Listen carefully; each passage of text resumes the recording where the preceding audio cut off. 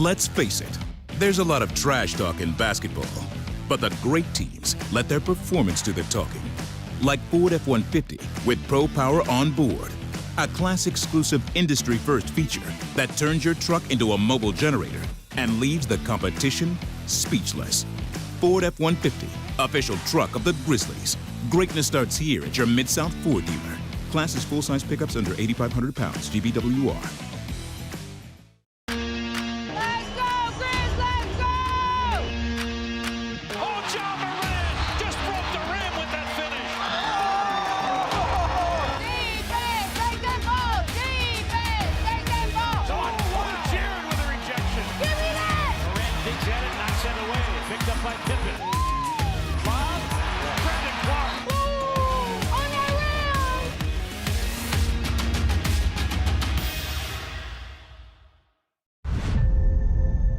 FedEx St. Jude Championship at TPC Southwind, first of the 3 playoff events. Watch me take flight. It's a different sight when you take it to this height. And you notice, we them boys stepping to the wars, ready to give me my awards. I got them starstruck. I got nothing to lose, so I'm letting it loose. I ain't paying my dues. I got them starstruck.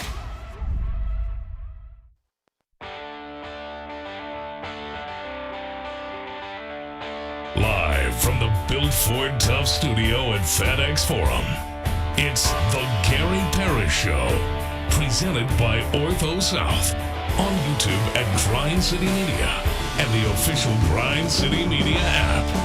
Now, here's your host, Gary Parrish.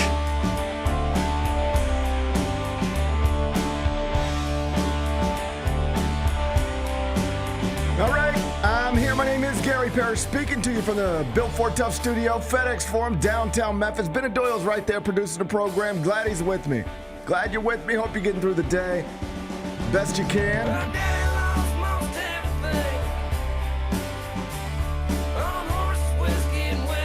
And I hope if you're a Memphis football fan, you didn't already print out the Tigers roster and like frame it and hang it on your wall, because if so, you're gonna have to take it out of the frame and update it, because the University of Memphis, they've added a receiver. I know it's August 1st, and I know that they opened the season in less than a month, and the young man still ain't even been on campus yet, but Memphis has added a receiver. He's an older fella, and he's familiar with the quarterback who should be starting when the Tigers open the season later on this month. They're former teammates at Nevada. We'll talk about that and just some other good stuff going on. We'll do it in a second. First, though, quickly, let me set today's schedule for you. In the next segment, about 20 minutes, Jessica Benson is going to join me. She, of course, is the host of the Jessica Benson Show with CJ Hurt. Weekdays, 8 a.m., Grind City Media. She's going to sit in this chair in a minute. I'll chop it up with her. Finish talking to Jess. We're going to take a break, come back, do 5 more things you need to know. At which one we're going to discuss 5 previously undiscussed stories. Among them, Grizz guard Scottie Pippen Jr. is holding a 2-day basketball camp here in Memphis that concludes today.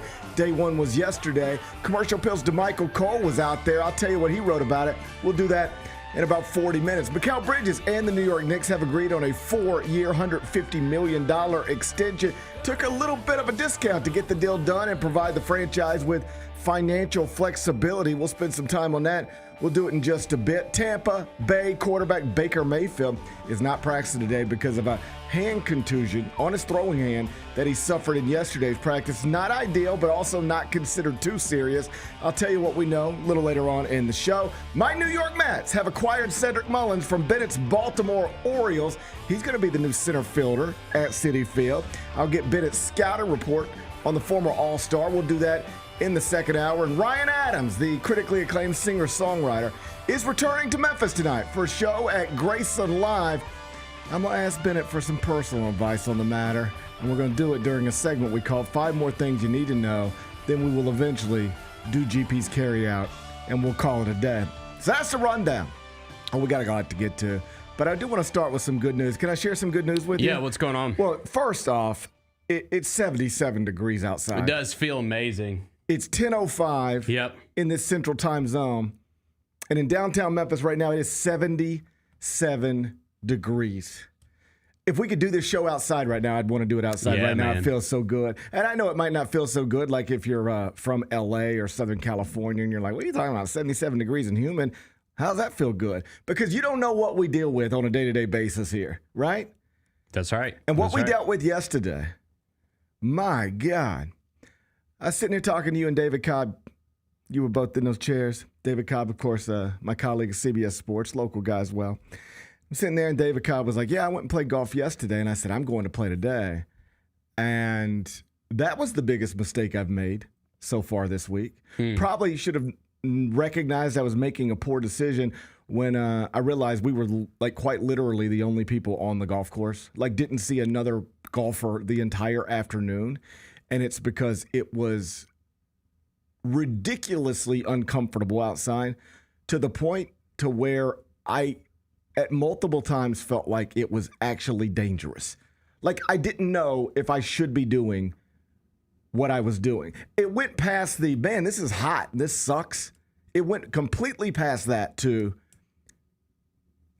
I'm an older man now. Should I really be out here for 3 hours in this sun, in this heat, in this humidity? Because no exaggeration, like there were multiple times where I felt like I was going to pass out. Like bend down to line up a putt and got dizzy spells. And like there was one time on the back nine, I actually put my hand down to balance myself because I felt like I was about to fall. I felt like I was about to pass out. That's how hot it was outside yesterday. And having as a survivor of yesterday, I don't want to overstate it, but as a survivor of yesterday, I tell you one thing, wake up this morning and see that it's 77 degrees as opposed to that nonsense I was dealing with yesterday afternoon. I'm going to take this every day of the week. I feel good about it. Yeah. And it sounds like we're going to have a pretty good weekend weather-wise, and then hopefully the temperatures will hold off for the big golf tournament we got coming up at TPC Southwind. So that's the first load of good news. It's 77 degrees outside. They might not take it in L.A., but, buddy, we're going to take it here on August 1st. Speaking of, it's August 1st. You know what that means? It's the return of Food Truck Friday. What? It's the return of Food Truck Friday. I'm pretty sure we got trucks showing up today. Yeah, Kyra, that's correct. Yes, the trucks are back. Food Truck Friday. The trucks are back. I tell you what, when Food Truck Friday goes away, man, you never think you're going to see it again. That's right. You go, man, when we do that again? They say August. So it's like, not again till August. And it's like, well, that feels like forever. I don't even know if I'm going to make it through July 31st with those temperatures out there. I might never see. There were points in my life over the past year where I wondered, to myself mostly. I don't share these thoughts with other people. But there were points in my life where I wondered, like, am I certain I'm going to make it to another Food Truck Friday? I ain't getting no younger. I'm getting dizzy sometimes. Am I sure I'm going to make it to Food Truck Friday? But here we are. Food Truck Friday is today. It is 77 degrees outside, and Food Truck Friday is today. Yes, Eat It Eric's, Flipside Asia, and Mr. Frazier's Fish Fry will all be here. What do you think? Rank them. I haven't had any, so I'm excited to go just check it out. I haven't had any either. See where the long line is. I haven't had any either. I never, like, honestly, dude, if I'm being honest about Food Truck Friday, I just go to the one with the shortest line every time. I think I'm a short line guy as well. Yeah, I'm not waiting a long time. And though I appreciate Food Truck Friday in whatever form, my favorite types of Food Truck Fridays are the ones where non-Grizzly employees are not allowed to be involved in it. Not to try to, draw a barrier between Grizz employees and non-Grizz employees, between Grizz employees and Grizzlies fans. Not try to put a barrier between us, but I'm just telling you, when we open up Food Truck Friday to, let's just call them normal people, it gets crowded out there, Bennett. Next thing you know, you stand in line for 20 minutes on a Food Truck Friday, which is not something anybody should complain about because it's Food Truck Friday. But if I'm being candid with you, my favorite type of Food Truck Friday just involves like me, you, CJ, Roser, and other people who work in this building. Anything beyond that, you start dealing with a line problem. Let's focus on the good, though. It is Food Truck Friday. We got a fish truck going to be out there. It's 77 degrees. That's all good stuff. Also, let's make note of it. It's August 1st. Doesn't just mean that it's Food Truck Friday, the return of. You know what it also means? We got football coming up this month. Yes, sir. College football is coming up this month. I watched football last night. I know you probably did, and if all 4 quarters. And if I cared enough to ask you about it, I would. I might later, but You know my position on preseason NFL. I love it. My position is I refuse to look at it. Out of principle, I'm not going to play into it. This is how teams are molded. Yeah, I don't care. I don't need to see the molding of the teams, right? I don't need to see the molding of the teams. Just show me the teams when you're ready to show me the teams. I don't need to see how your team is made. I feel the same way about the food business. I saw a video the other day. You probably seen this on the For You tab. It's bouncing around the For You tab a little bit.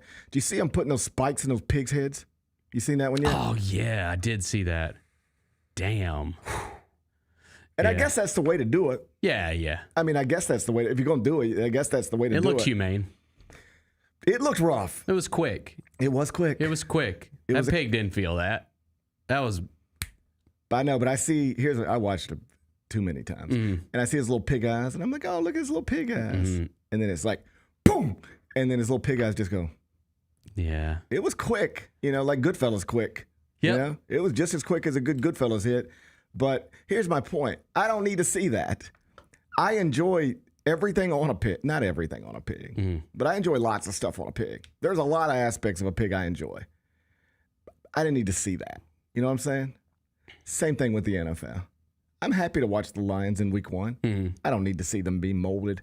I don't need to see how they make this stuff, Yeah. But I am excited because college football is this month. Yes.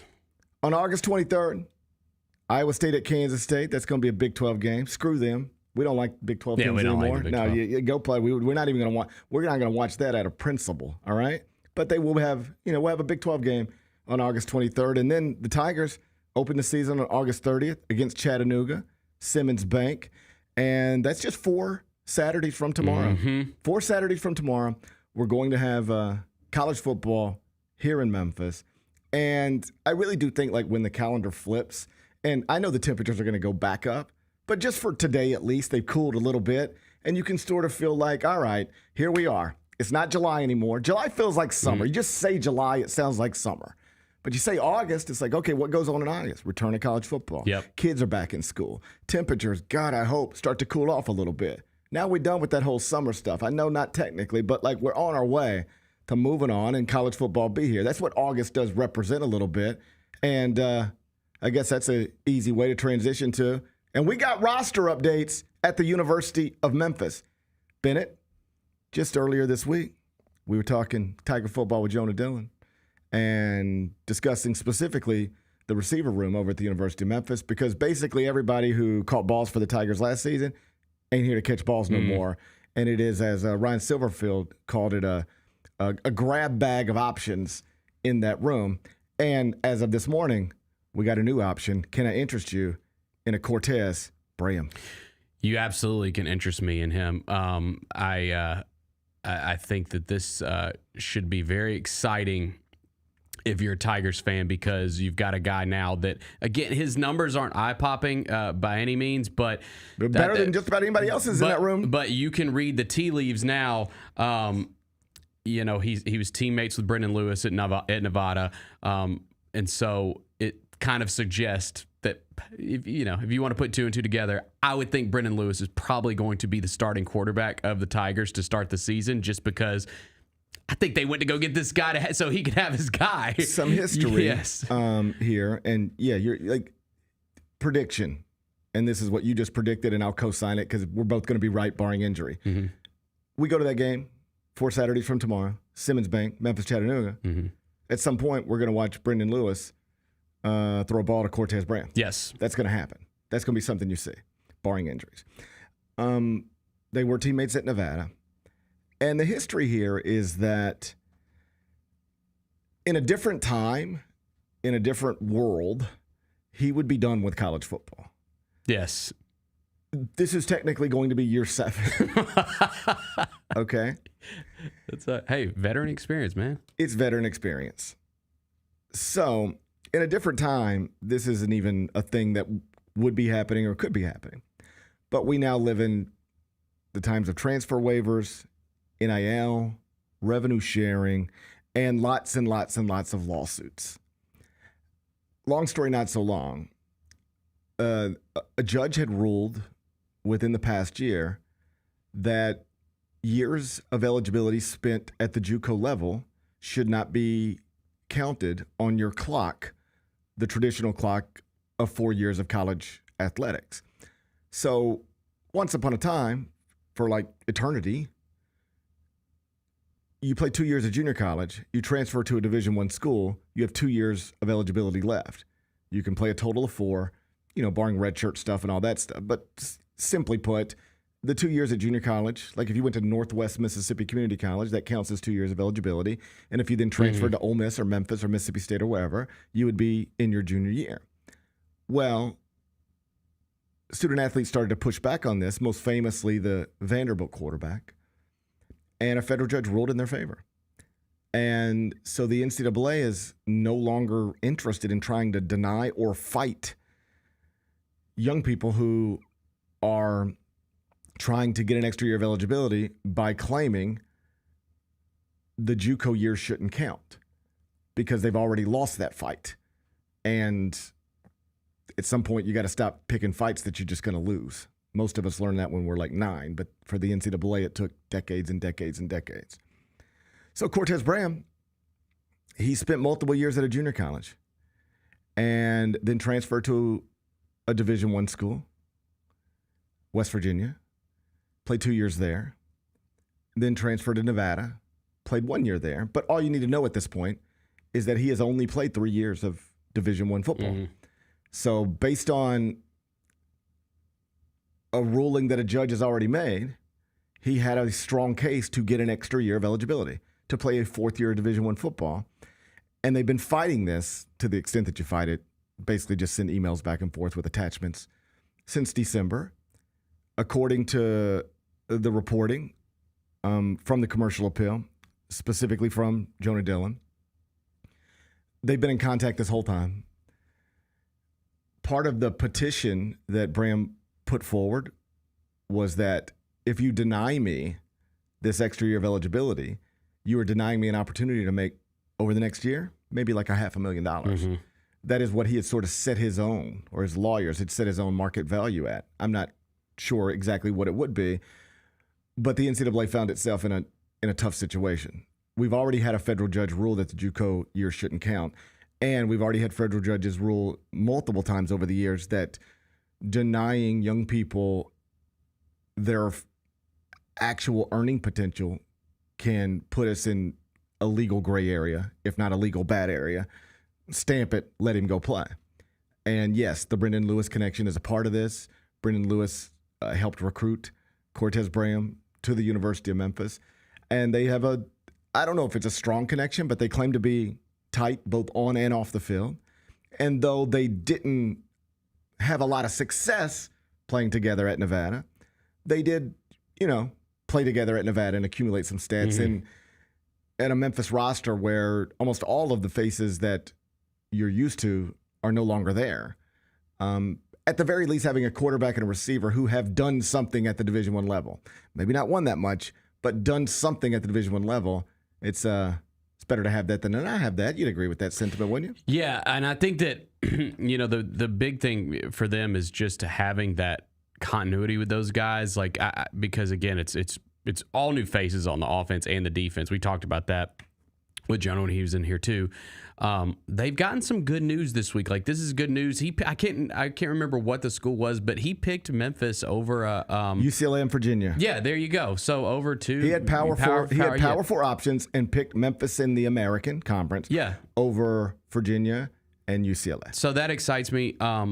We got the news this week that Sutton Smith is back to practice and he's going to be good to go. So with him and DeRosier, you're going to have two, on paper, really good running backs to start the season as well. So now this offense is kind of okay, well, I know it's all new faces, but it's looking like they might actually have some guys that are going to be able to make some noise this season. And you start to get these positive stories that get you feeling good going into the season. Yeah, I'm more excited today than I was, say, 2 weeks ago, just because it feels closer now because, by definition, it is. But also just after having Jonah in, hearing Frank Bonner, discuss Memphis,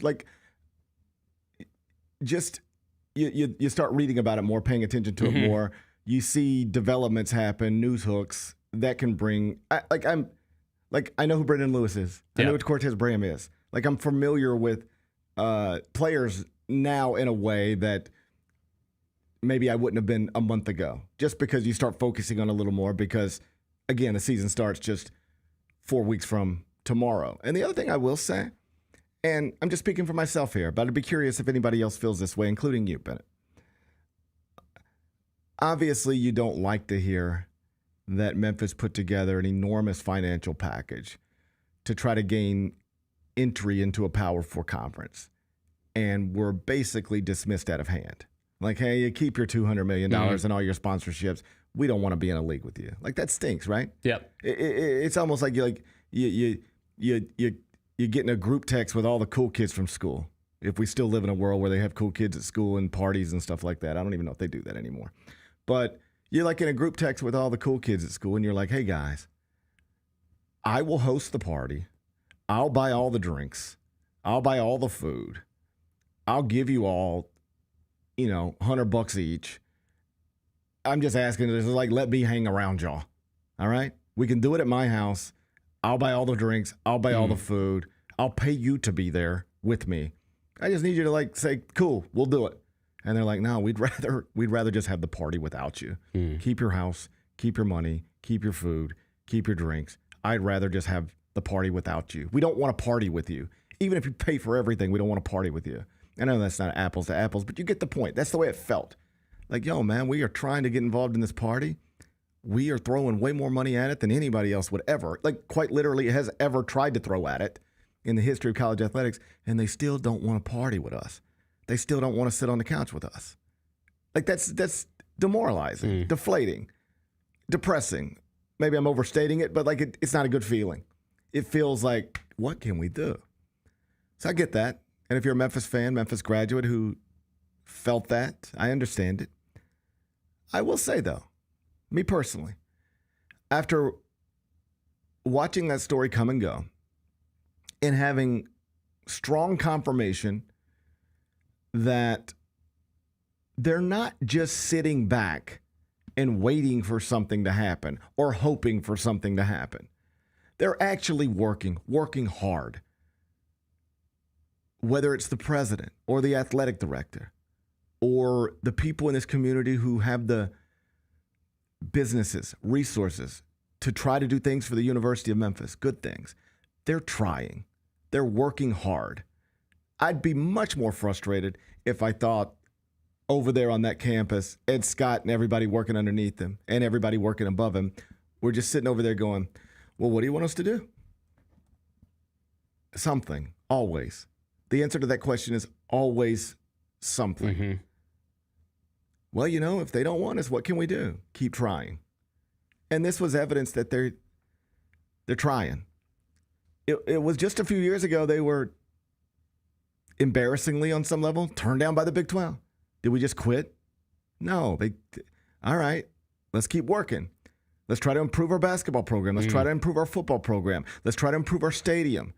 Let's try to improve our academic standing in the world. Let's try to rally community leaders, business leaders.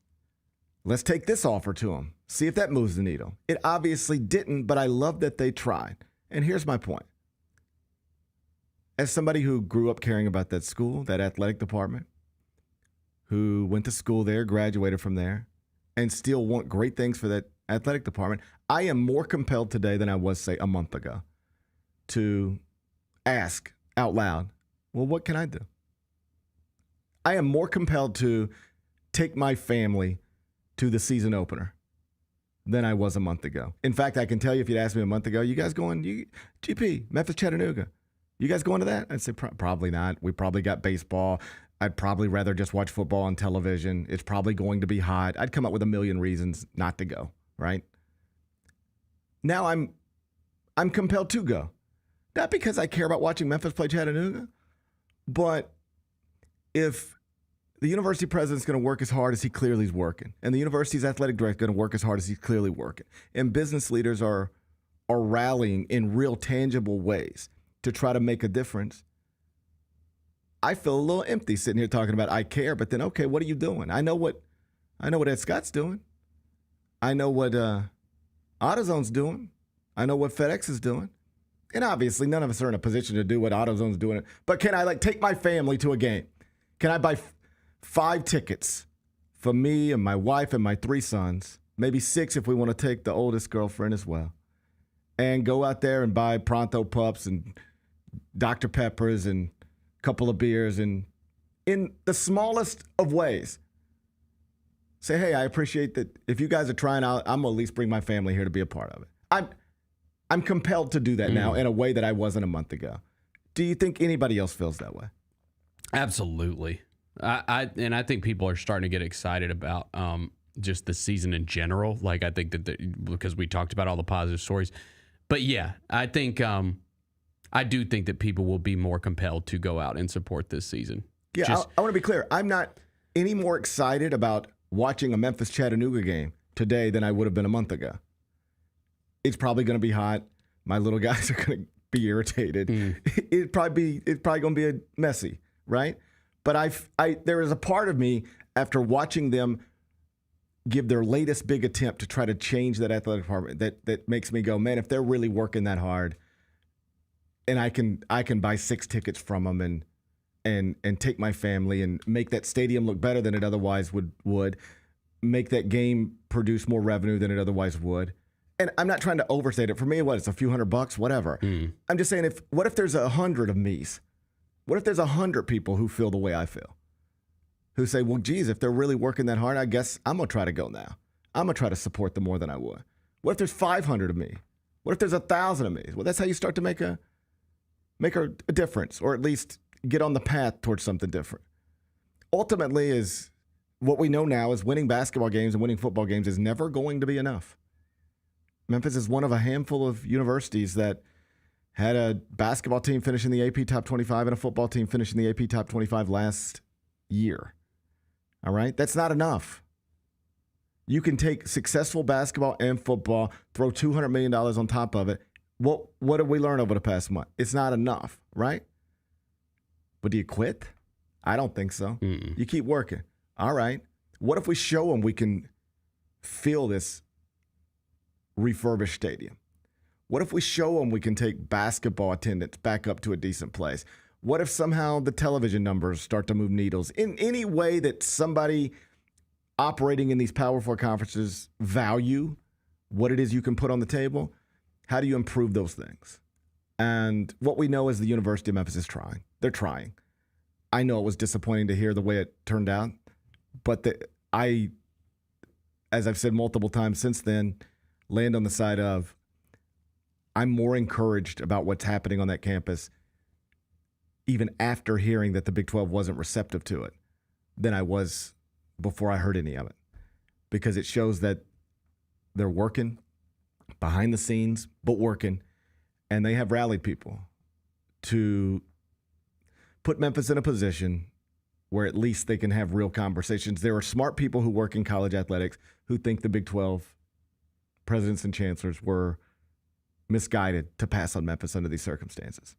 There are smart people who work in college athletics who believe the Big 12 will regret this, that it was misguided, short-sighted, all of that stuff, that the Big 12 passed on what amounts to a possibly great opportunity with the University of Memphis and the city of Memphis with really no obvious downside. Why would you pass on that? There are smart people who think the Big 12 made a mistake there, more specifically the Big 12 presidents and chancellors. I guess reasonable minds can disagree. I know the people in the Big 12 would disagree. But can you get it to a point to where it makes it less obvious for people in the Big 12 or other leagues to turn you away so quickly? How do you go about doing that? It's complicated and difficult. But one way, just one, is to make your football games look like real college football games. Make them look like they're happening in a place where the fans really care about the product on the field. And for years, if I'm being honest, I haven't felt really compelled to play any role in that, in whatever the smallest way I could. But after hearing the news developments over the past month and knowing that the people on the campus are working hard, I know it makes me more compelled to try to show up in ways that I otherwise wouldn't, or otherwise wouldn't even think to. And hopefully other people feel the same way, because if so, then we can start to make the football games look a little more like we want them to look. And if anybody in a Power 4 conference happens to turn on the television, they'll see something that they might find intriguing someday. Jessica Benson joins me next. Look at Mississippi State's schedule. They are not going to be favored in a single SEC game. They are only going to be favored. Their over-under win total is 3.5. They are only going to be favored in 3 games this year. That'll probably be Southern Miss, Alcorn State, and Northern Illinois. It's at Southern Miss, man. I don't know. And it's at Southern Miss. They might not be favored in that. Right. One. You don't know what Brett Favre's done to the athletic department. They have an awesome arena now. Right. The Odds Couple, live at 2 p.m. on YouTube at Grind City Media and the official Grind City Media app.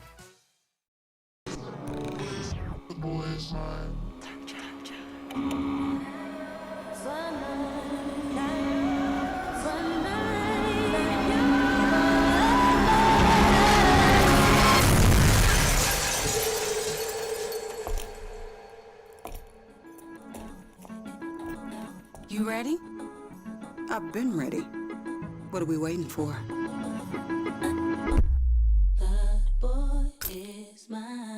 Kroger shoppers and Grizz fans. Want exclusive last-minute discounted ticket deals texted straight to you? Sign up with the new Kroger Buzzer Beater deal. Fans can sign up by texting Grizz to 636-479 or visit your local Kroger store in the Delta Division and scan the QR code. By signing up, you agree to receive recurring automated promotional and personalized marketing text messages from the Memphis Grizzlies. Consent is not a condition of any purchase. Message frequency varies. Message and data rates may apply. Shinedown. Dance Kid Dance Tour. Live in Memphis. FedEx Forum, Saturday, August 30th. With special guests, Bush and Morgan Wade. Get tickets now at livenation.com. Shinedown, live in concert. For more, visit shinedown.com. You get to the main event, and you hear the crowd. There's some rumblings in the crowd. Here we go. They say, "We want truth." I love how John Cena said when they were chanting, "We want truth." You can't handle the truth. There you go. I loved it. He takes me off, boom. Takes the mask off, boom. And it's our freaking truth. God, man, he cost John Cena the match. Tune in to Grind City Wrestling weekly on the Grind City Media app and on the Grind City Media YouTube channel.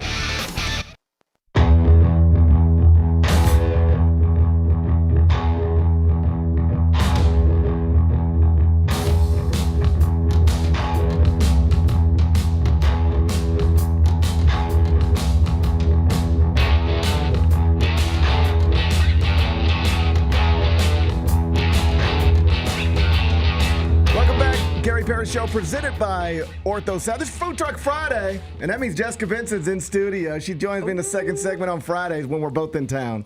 When we're both doing shows and we're both in town, and then she joins me in the second segment on Friday. She's here right now. Hey, Jessica Benson. Hey, Gary Parrish. How are you? I'm great.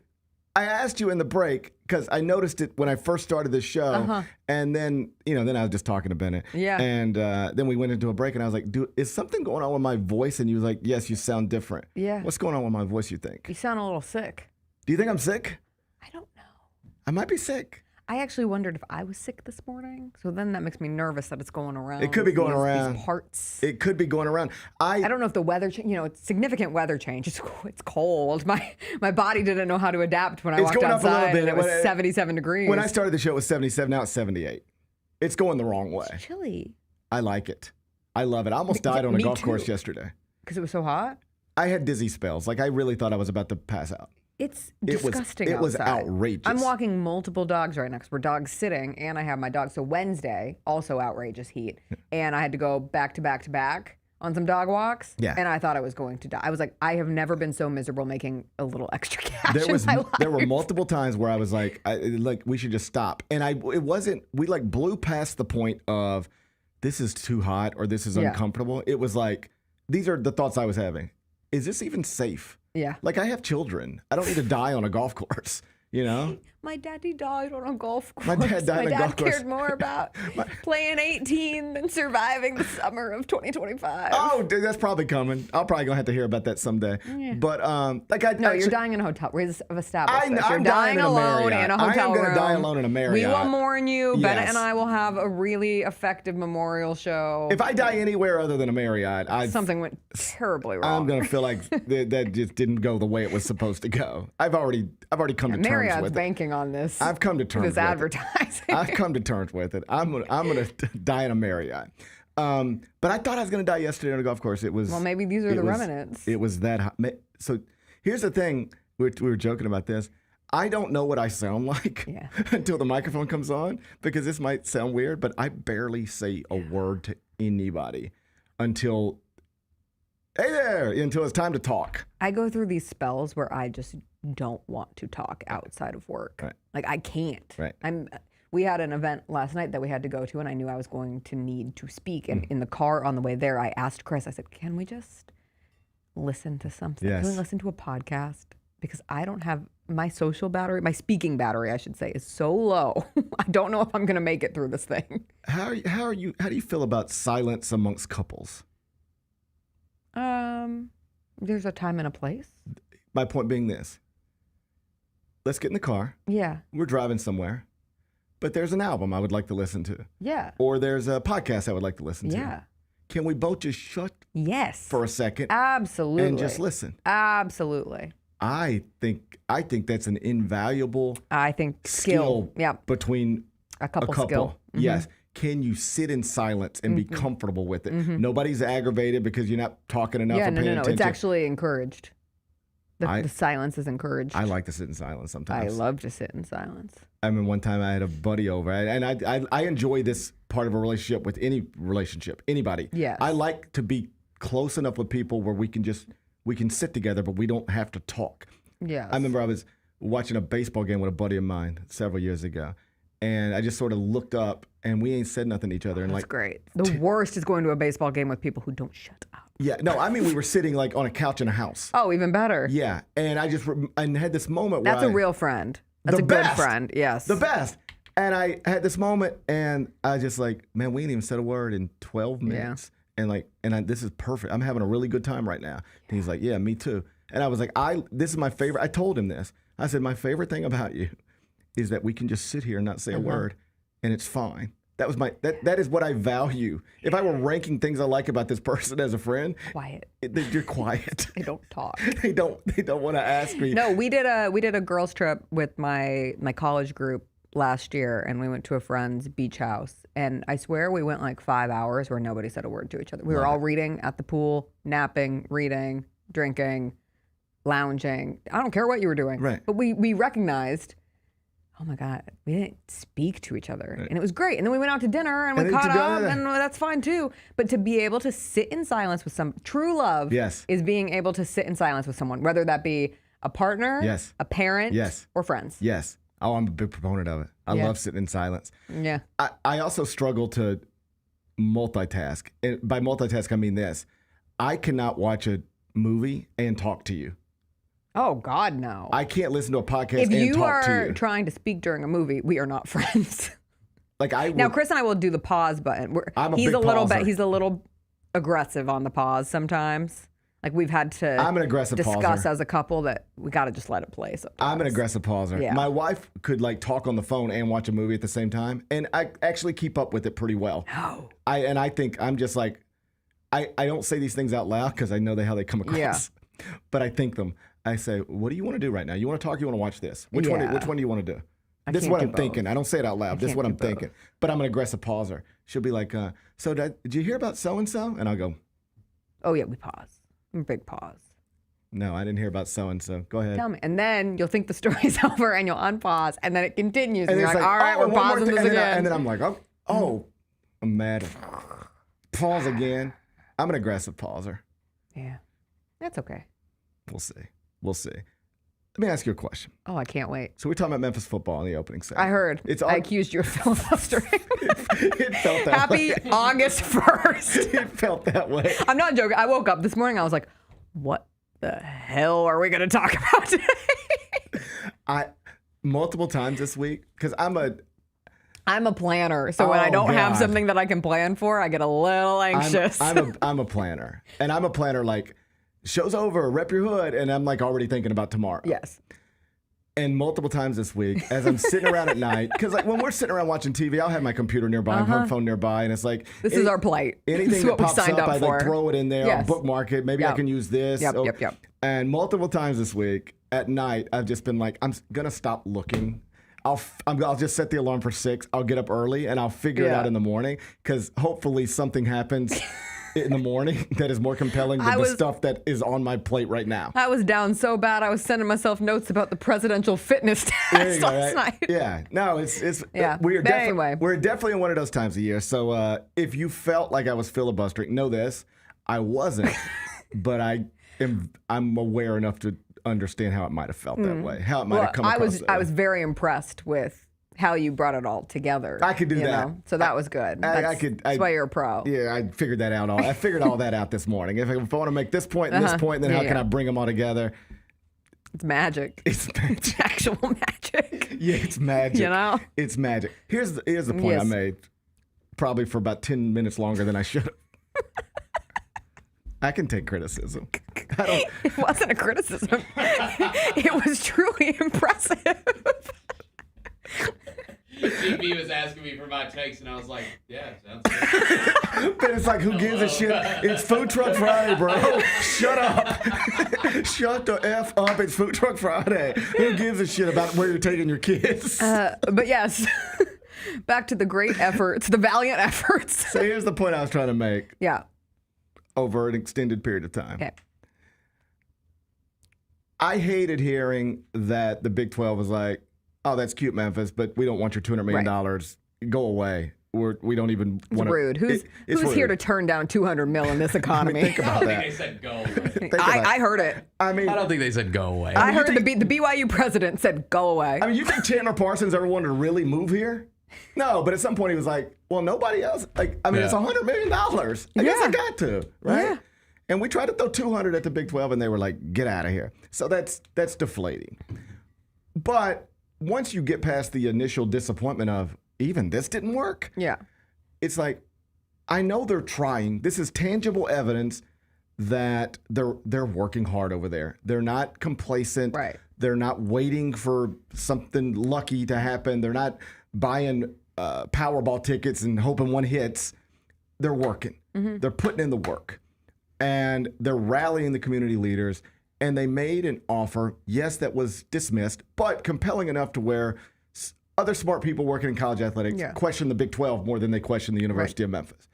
That makes me feel good about my alma mater and makes me more compelled to show up to football games and take my family to football games. And I'm not trying to pretend. I don't need a pat on the back. I'm doing nothing, basically. Yeah. But it's more than what I otherwise would do. Mm-hmm. And my family ain't going to make any real difference. But what if there's 100 families like me? What if there's 200 families like me who say if they're going to work that hard on that campus to try to better this place, then in what little ways I can help just by showing up, well, then I'm going to do that.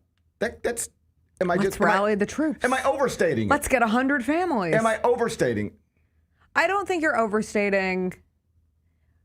Sure, you might be overstating that someone is so inspired by Memphis having $200 million to go out and make an effort. But let me put it this way. Yes. I don't mean inspired. I know what you mean. This might sound silly to some. What I'm saying is that I would feel a little goofy sitting here every day going, you got to get out of this league and you're killing a generation of Tiger fans and you got to keep working. And then it's like, well, what are you doing, man? You say you care about this place. Sure. When's the last time you were at a football game with your family? I think the most important... I feel like if they're going to work that hard in whatever little way I can do something, maybe I should. I do this constantly. I feel this from a grander standpoint on the city of Memphis in general. I try really hard to go to as many different places as I can, tell as many people about the cool places that I go as I can. And some people have made jokes like, oh, what do you do? Work for the tourism department? And I say,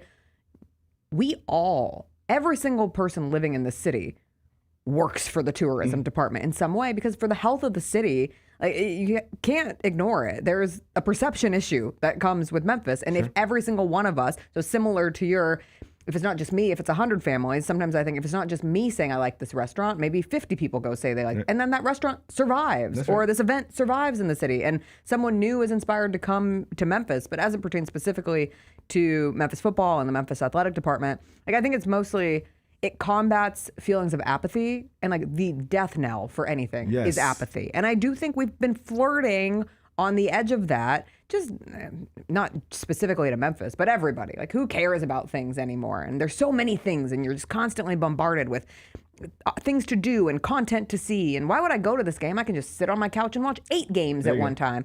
And you see this move, and perhaps you are at least moved to believe, all right, this athletic department isn't apathetic. They're genuinely trying. Yes. And they're making new moves that we haven't seen from somebody try before. That's what inspires me. Right. This hasn't worked, so we're going to try to do this. And even if this doesn't work, because they were kind of innovative with their approach this time around, I'm encouraged that they will continue to try to be innovative to make something work. And that is what is important right now to me. I think so too, because before the report came out from Ross Dellinger, which I guess was a couple of Mondays ago, it's sort of where we were left if you were to ask about Memphis and conference realignment. Just sort of publicly known where we were was, well, the new Pac-12 wanted them, and they didn't want to do that.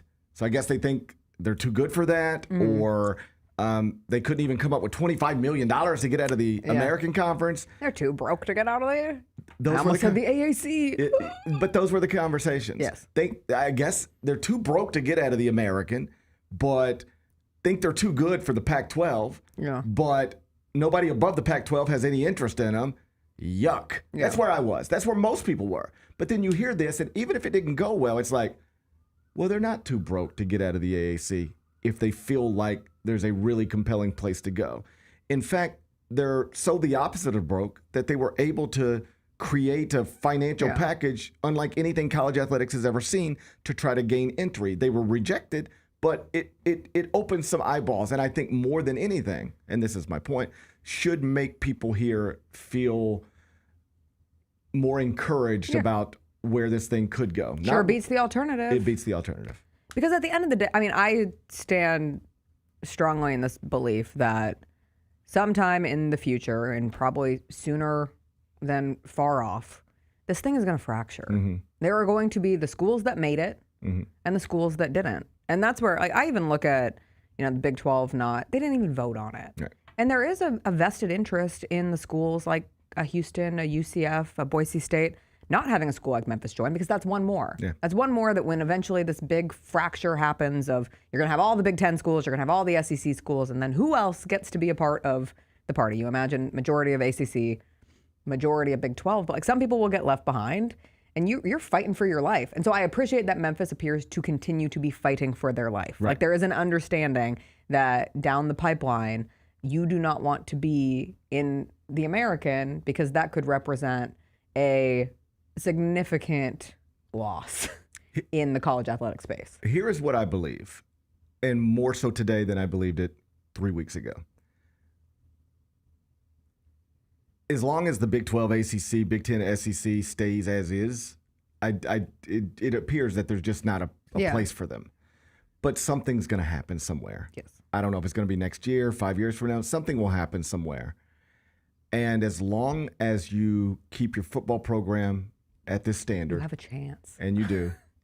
And your basketball program at this standard. And you have a chance. Yeah. In fact, you should.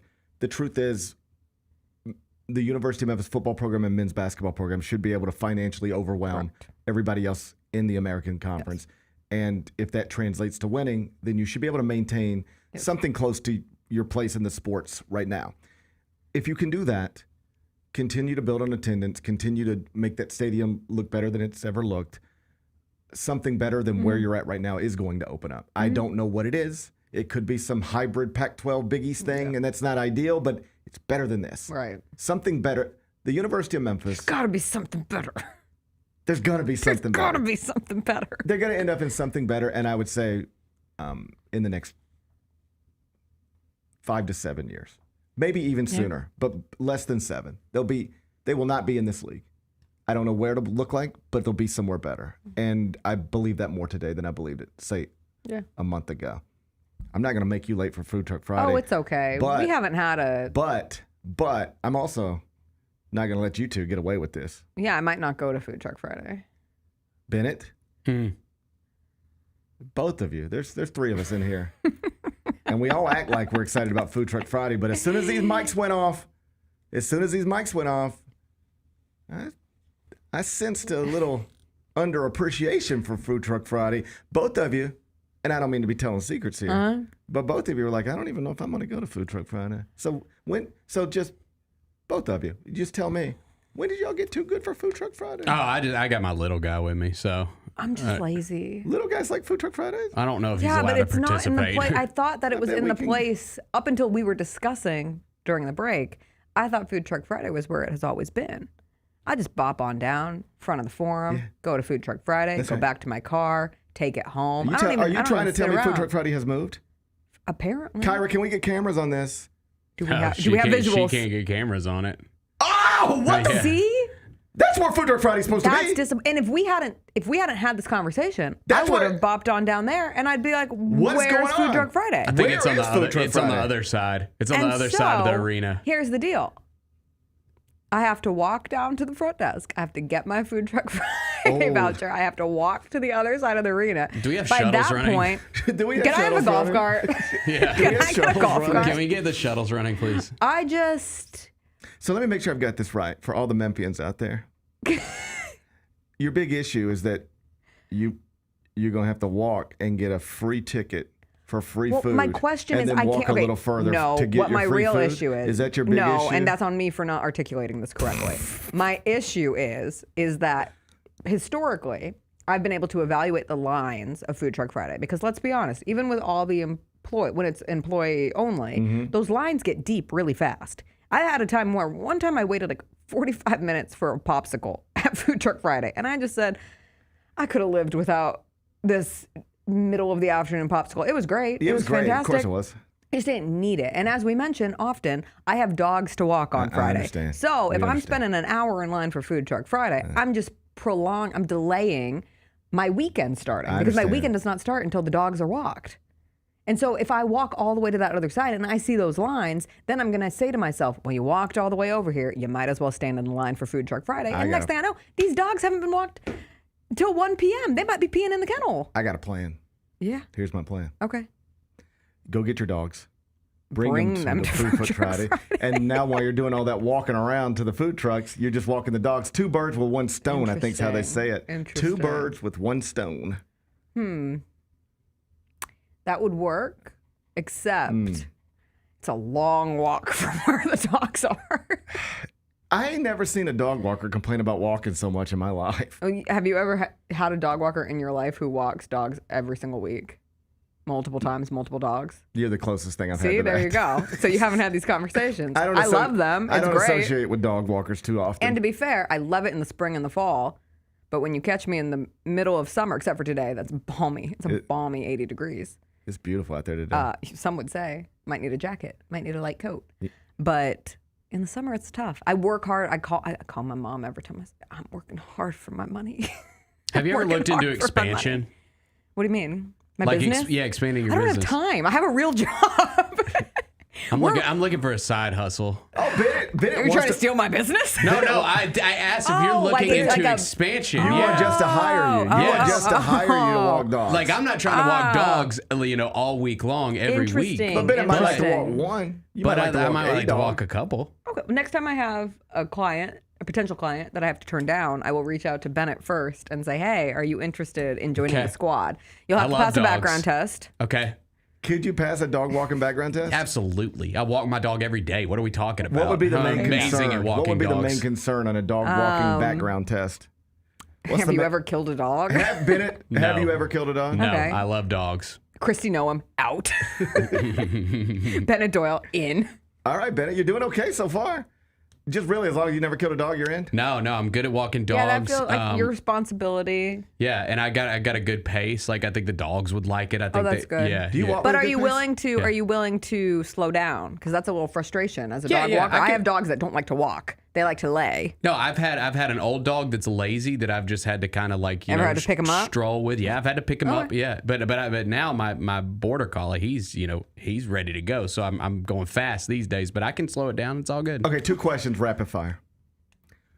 I've had in my life 1, 2, 3, 4 dogs. I didn't have dogs growing up, but I first got dogs when I was in college, and we've now had 4 dogs in our lives: Mickey, Piper, Lola, and now Luca.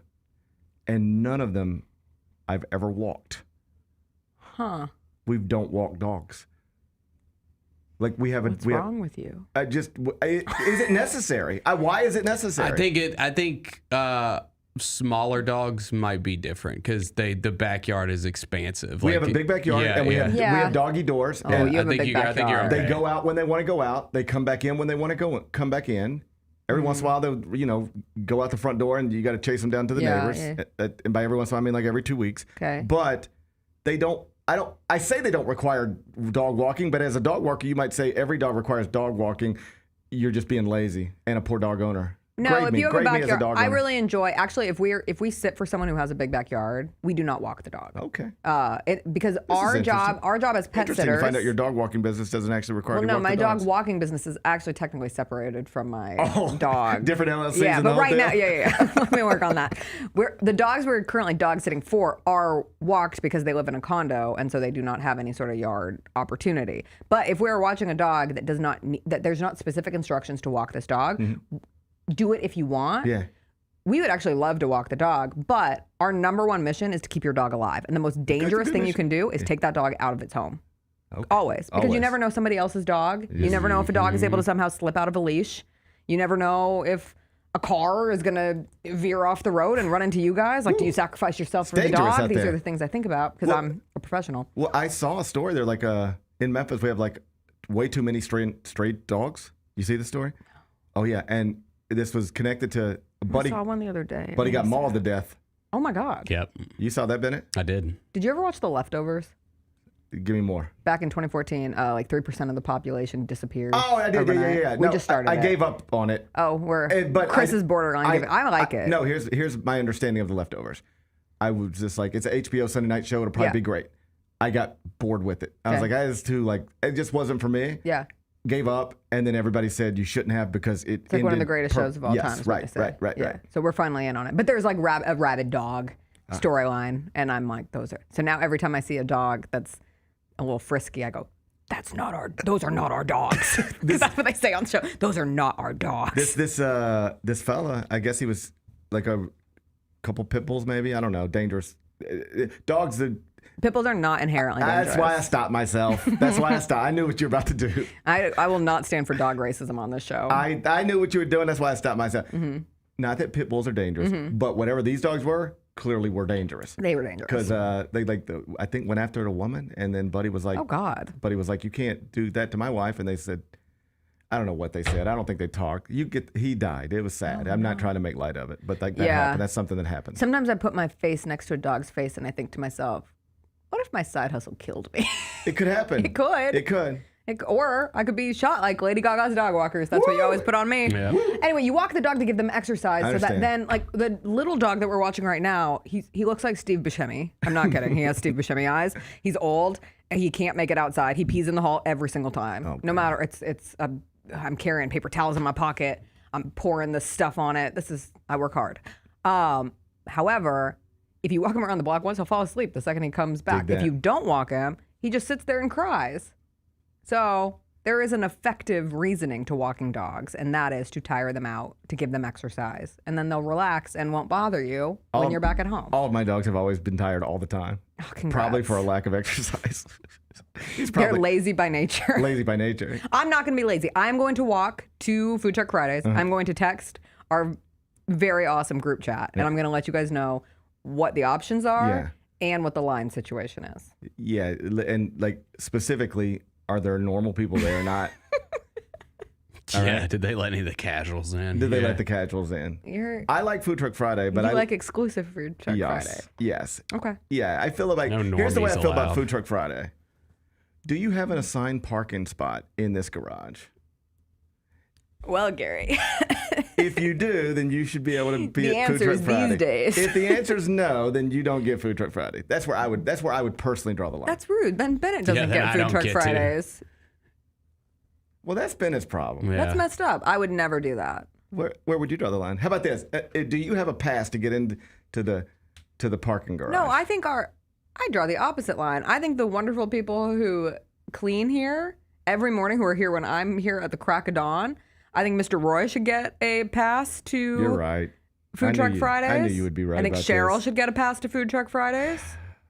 Why are you trying to keep people out? Why are you trying to build walls? I'm trying to tear them down.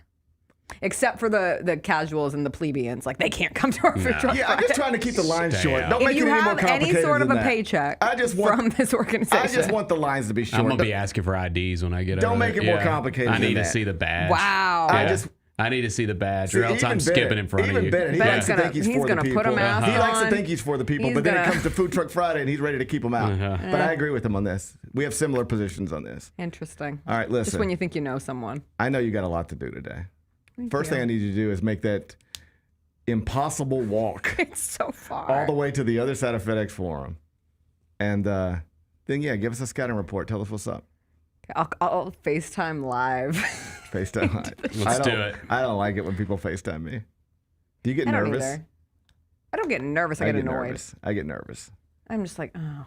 Unless you're my kid or my wife, don't do that to me. Yeah. It makes me very nervous. Oh, I get nervous when anyone calls me. I get nervous Yeah. when people call. Like I think something's wrong. I don't answer my phone anymore. I do not. You can leave a voicemail. Yeah. Yeah, I don't answer anymore.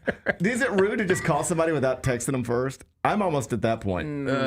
Like, don't just be calling me Yeah. to just ask me what I'm doing. Like, It depends on the relationship. I think it does. I have people who I can call, and there are other people that I would absolutely text before. I'd say Hey, do you have a 90% couple of the minutes? time. I'd say 90% of the time my phone rings, I go, "What is going on here?" That's my reaction. 90% of the time my phone rings to go, I was taking a nap. Oh man, go scout Food Truck Friday. I got This thing's you. already started. This Let's thing's already go. started. Yeah, now You're I'm gonna get down there. There's Run, going to be JB, like 50 hurry. normal people. There's gonna be 50 normal people down there. You're never gonna get a All right. piece of fish. Is that one of the options? That's what Bennett I think said. there's a fish fry. Yeah, All right. I think I there's like a fish fry going I like on. fried Yeah. fish. Who doesn't like fried fish? I'm on that Luca diet. Got to see if there's something that works. I'm on the fried fish diet. I think give me about 45 minutes. I'm on that fried fish diet. I think. I'll let you know. All right, I'm gonna try to get my voice fixed before Monday too. Okay. All right. If you don't show up, I'll be devastated. I'm gonna because be we have there. a 2-hour show to fill. Oh yeah, I'll be there. Thanks. I'll see you Monday morning. Okay, bye. All right, bye bye. That's Jessica Benson. She's the host of the Jessica Benson Show with CJ Hurt. Weekdays at 8 a.m. She's gonna go scout some food trucks, and we'll know exactly what we're doing as soon as she lets us know. When we come back, Big Bet Bennett, Scottie Pippen Jr. is holding a 2-day free basketball camp here in Memphis. Got another one coming up in Nashville. DeMichael Cole Commercial Appeal went out and visited with him yesterday. Interesting comments. I'll tell you what he said. We'll do that next. Gary Parrish Show presented by Ortho South.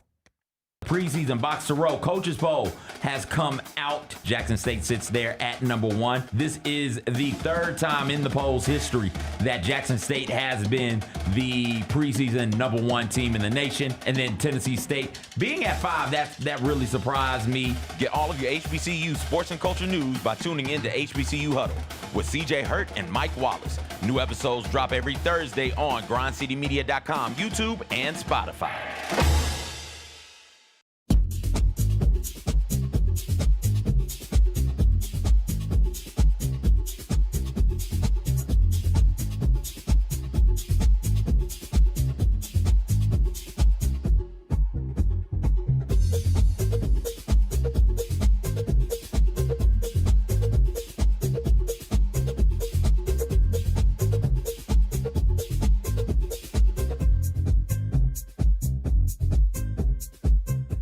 You've seen the Grizz line jamming on the court and rocking out on Beale Street, and this is your chance to join the best drum line in the NBA. Grizz line entertains Grizz Nation at home games and events in the Mid-South through their impressive techniques and energetic shows. If you have experience in drumming and marching and love entertaining, Grizz line is the perfect opportunity for you to combine percussion and performance. Open auditions are Saturday, August 9th at FedEx Forum. Sign up today by visiting grizzlies.com/auditions. Shinedown. Dance Kid Dance Tour. live in Memphis. FedEx Forum, Saturday, August 30th. With special guests, Bush and Morgan Wade. Get tickets now at livenation.com. Shinedown, live in concert. For more, visit shinedown.com. Speaking of Adidas, are these the Harden 10s? Yes. Yeah, Yes. I guess so. From what You guys don't speculation- sound too excited. Nah. It kind of looks like when you flush the toilet in the water. Yeah, it's like a whirlpool. Like a You whirlpool. want to be phone positive. Yeah. Want to be phone positive. Or artists just making some paint up and they just Looks like phone positive material. Yeah, or a Yeah, thumbprint. like- The Sneak Fest Show, live Tuesdays at 2 p.m. on Grind City Media on X, YouTube, and the official Grind City Media mobile app.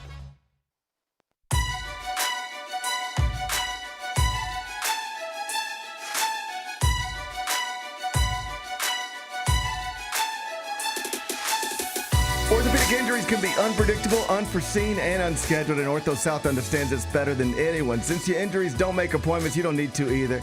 And that's because Ortho South welcomes walk-ins during the weekdays, in the evenings, and even on Saturdays. So next time an unforeseen injury makes an unscheduled appearance in your life, visit orthosouth.org to find your nearest urgent care location. Just walk in, and Ortho South will take care of everything, especially you. Learn more at orthosouth.org. That's orthosouth at orthosouth.org. Now, I got 5 more things you need to know. Number 1. Grizz guard Scottie Pippen Jr. is in the middle of holding a 2-day camp here in Memphis for the use of the community and totally free of charge. If you want a t-shirt, that might cost you $20. But if you wanted to go out and spend a couple of days bouncing a ball, shooting it, passing it, and doing it all in the presence, even playing one-on-one and getting on a court with an actual NBA player, the son of one of the greatest players of all time, in Memphis over the past couple of days, you've had an opportunity to do that. That's a cool thing, right? That is a very cool thing. Like a lot of people hold camps, yes. Bennett. A lot of people hold camps. And sometimes they it's like, yeah, and if you want to take your kids, it's $75, $150. You can get your whole team in for $1,000. Well, that's not giving back to the community as much as that's running a business. But when you hold a camp and you say, hey, if your 6-year-old wants to come, if your 9-year-old wants to come, if your 11-year-old wants to come, if your 14-year-old wants to come, as long as the space is available, they can come, and it's not going to cost them a penny. And an actual NBA player, somebody they watched on TV and will continue to do so, is going to be around them both days. Like, that's a cool thing. Very cool. Yeah, that's awesome. Scotty's doing this. Yeah, and he's going to do another one in Nashville. He, of course, played collegiately at Vanderbilt. So I just always, I love when the guys are a part of the community. I do man. tknow That's what I'm saying. I do. That really matters to me. I know that it's whatever. I know a lot of these NBA guys around the country do things in their cities, but it matters to me. That's right. It matters to me here when I see the guys doing stuff like this and are a part of the Memphis community. Yeah. Scottie Pippen Jr. grew up in California, went to college in Nashville, has played in California. He's not from Memphis. He doesn't have to be here right now. Not everybody who plays for the Grizzlies is here right now. Throughout the history of the franchise, a number of guys, just as soon as the offseason hits, they're back home. Whether it's to Columbus, Ohio, or Barcelona, Spain. And I'm sure Scottie is bouncing around this offseason as well. But here's what I also know. He spent yesterday today in the heart of Memphis doing a clinic, a camp for young people free of charge to them. And spending real time with them. Like, there's dozens of kids in this community who are going to remember these past 2 days forever. I mean that sincerely. We won't remember it forever. We might not remember it this time next week. But there are kids who are in that building. They got a picture with Scottie Pippen Jr. that's going to be in their house forever. Right? Yep. They are having experience with an NBA player that they'll remember forever. I didn't have a lot of this stuff when I was growing up, but I remember the times where I was around somebody that I watched on TV and that I, on some level, aspired to be like. Most young basketball players are not going to become professional basketball players, obviously, but I bet you most 7-year-olds who think they're playing, have dreams of that. And this is an opportunity where you get to be around somebody who has and is in a place where you're trying to get to. Just these things mean something. They just do. They matter with, they make an impact on children, and they're positive things for the city. So I don't ever want to gloss over stuff like this. We don't have to make it out to be anything more than it is. But what it is a multimillionaire NBA player who isn't from here giving his time back to the community and making himself accessible to young people in this community, free of charge to them. And that's all good stuff. So special shouts to Scottie Pippen Jr. It's cool that he's doing this. Number 2. Biggest NBA headline past 24 hours. The New York Knicks and Mikal Bridges have reached a deal on a 4-year, $150 million extension. I guess the subhead on it would be he took a little less than what he could have gotten to get this deal done in the spirit of keeping the Knicks under the aprons and providing what is commonly referred to as financial flexibility. And it also ends any speculation that they might try to ride this thing out, because though he made some big impactful plays in the playoffs and helped the Knicks get to the Eastern Conference Finals, he did not have a great first year in New York. And there was some speculation that maybe you aren't too eager to try to commit long-term to him this many years, this much money. But I think that all goes out the window when you gave up 5 first-round picks to get him. You almost are in the Mikal Bridges business no matter what long-term. Like, you almost have to be. Otherwise, it's acknowledging a terrible bet on him, and you're giving up on it. So, he'd also had some big moments in the playoffs, especially in that Boston series. Yeah, he's switching on. Like, he's what you need to win playoff games. Yeah.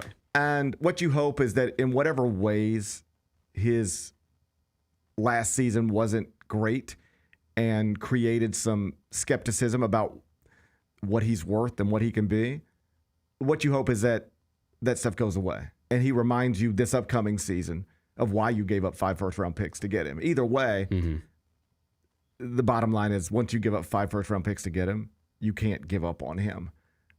You have to. You almost have to commit long term and cross your fingers and just hope that it's going to end up being a smart decision. And when he's willing to take a little bit less to make it happen, it's probably one of those deals that works okay for both sides. So Mikal Bridges, New York Knicks, 4-year extension, $150 million. Number 3. Baker Mayfield is being held out of practice today with Tampa Bay after suffering a hand contusion in workouts yesterday. It is his throwing hand. X-rays have been imaging negative, so nothing serious here, it doesn't appear, but it at least is keeping him out of one practice, later on today. Here's my question for you. Where are we at on Baker Mayfield? This is really just an excuse for me to ask you about Baker Mayfield. Yeah. Interesting in the sense that he's a Heisman Trophy winner, number 1 pick in the draft, and yet was passed around from franchise to franchise. Starts in Cleveland, ends up in Carolina, plays briefly with the Rams, and then sort of settles in Tampa Bay at like the age of 28. Year 6, his 4th team, and he's been a Pro Bowler the past 2 years. He has gone from somebody the Cleveland Browns drafted number 1 and gave up on to somebody who is now, you put a number on it, one of the 10 best quarterbacks in the world? One of the 15 quarterbacks? Man, I mean, they've won that division the past, I think, 4 seasons.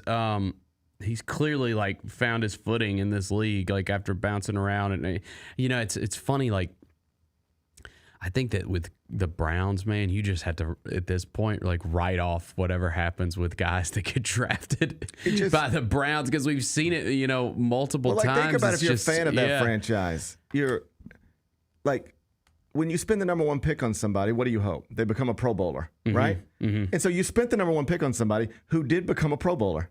Yeah. But you gave up on him in between those two things. Right.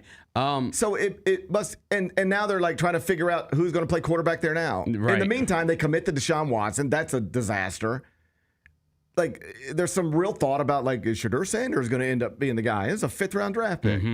So just how is the guy you took number 1 flourishing with another franchise while you're still looking for your next good thing. Yeah. Just a disaster of a situation for them. I think you can make the case on top 10. I'm with you there. Yeah. It's close. I mean, it's close, but I think you can make the case. And I honestly think there's probably a lesson in there, and smarter football people than me, which is almost everybody, could take it and debate it however they want.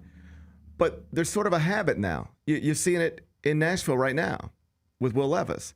Like, let's spend these high picks on these quarterbacks, throw them in there, and then if it doesn't look great within a year or 2 or 3, just be done with it. Mm-hmm. And I guess often you're done with it after 2 or 3 years, and it proves to be the smart decision because they never amount to anything. But every once in a while, there's a Baker Mayfield story where it's like, if you'd have just given it time, wrote it out, maybe you could have got this version of him. Mm-hmm. Or perhaps the opposite's true. He would have never become this Baker Mayfield in Cleveland. You had to get him out of there and into a better spot. But either way, like, I think we're learning maybe you're going to spend a first round, high second round pick on a quarterback. Maybe give it time to breathe a little bit. Because, Sam Darnold was drafted pretty high, given up on, and then became respectable. Same thing, though. Jets, yeah man. So maybe it's a franchises. It might be those franchises, yes. right? But it's just like we've got multiple examples in recent years of quarterbacks being drafted very high. The franchise that drafted them high gives up on them. Mm-hmm. And then they end up actually becoming something way closer to what you thought they would initially be, but it's 6 years in and 4 teams later. So just to, I don't know, the Baker Mayfield story is interesting to me. You don't see it a lot in the NFL, but he's proof that it can happen. Mm-hmm. Just because it doesn't work with team 1 in year 1, or team 2 in year 4, or team 3 in year 5. Now you're on team 4 in year 6. He is an example of somebody who it clicked at some point, whether it's the franchise or him, maturity, experience, whatever the combination. I'm sure it's a lot of ingredients in there, but whatever the combination, it ultimately clicked. And even if he's not going to practice today, he gives him a chance to, compete on some level in the NFC. Number 4. Oh, the rich get richer. The rich. Oh, this one hurt. This one hurt. Richard Cedric Mullins, former Baltimore Oriole, is now a member of the New York Mets. He'll be taking over center field duties at Citi Field in Flushing, Queens. Bennett, we talked about this before. I think even people who call themselves baseball fans don't really spend a lot of time watching every baseball team. Right. You watch your favorite team. Yep. And if your favorite team's in the NL East, like mine, you end up seeing them a lot, and then you also see the Braves a lot, and the Phillies a lot, and the Marlins a lot, and the Nationals a lot, and stuff that's happening in the AL East or the AL West or the NL West. You see it interleague play or interdivision play, but you're just not as familiar with it. So I ain't gonna sit here and try to tell you I've watched Cedric Mullins play a bunch of games, but I can tell you this. I've seen Cedric Mullins make a bunch of highlights. Dude, you're going to love this guy. Like, I'm so bummed to see him go. And this is the end of, like, the Buck Showalter Orioles. Like, he was one of the last, like, kind of big names that was a part of that. And he was a part of a 100-win team 2 seasons ago. Yeah. Like, he's a fun player, man. SportsCenter, just like within the past week, I was watching SportsCenter one night, I think because Michael Lees was maybe, I don't know. I was watching SportsCenter one night, and they just had like a Cedric Mullins package. Yeah. It was like maybe top 10 plays, and he was like 4 of them. Yep. And I tell you, I love center fielders who can really play center field. Mm-hmm. You don't know what it's like to not have a center fielder until you don't have one. Yep. The Mets spent years, even while they were good, with just left fielders trying to play center, right fielders trying to play center, second baseman trying to play center.